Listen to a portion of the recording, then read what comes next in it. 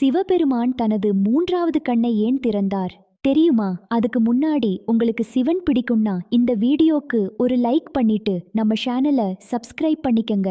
சிவபெருமான் கைலாய மலையில் பல 100 ஆண்டுகளாக ஆழ்ந்த தியானத்தில் இருந்தார். அதே நேரத்தில் தேவர்களை நடுங்க வைக்கும் வலிமை கொண்ட பானாசூரன் என்ற அரக்கன் பிறந்தான். அவன் ஆணவத்துல மக்களையும் தேவர்களையும் ரொம்பவே துன்புறுத்திட்டு இருந்தான். பானாசூரனை அழிக்க மகாவிஷ்ணு ஒரு திட்டம் போட்டார். அவன் முன்னே தோன்றி, உலகமே உனக்கு பயப்படுகிறது, ஆனால் சிவன் மட்டும் உன்னை மதிக்கவில்லை. உனக்கு தைரியம் இருந்தால் அவர் கண்களை பார் என்று அவனது கர்வத்தை தூண்டிவிட்டார். கோபமடைந்த பானாசூரன் கைலாயத்திற்குச் சென்று சிவபெருமானின் தியானத்தை கலைக்க பல வழிகளில் முயற்சி செய்தான். கூச்சலிட்டான், ஆயுதங்களால் தாக்கினான். ஆனால் சிவன் அசையவில்லை.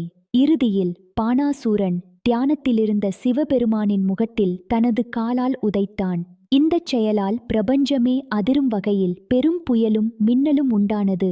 சிவபெருமான் தனது 2 கண்களையும் திறக்காமல் நேரடியாக தனது 3வது கண்ணை திறந்தார். அந்த நெற்றிக் கண்ணிலிருந்து வெளிப்பட்ட உக்கிரமான அக்னி ஜுவாலை பானாசூரனை சுட்டெரித்து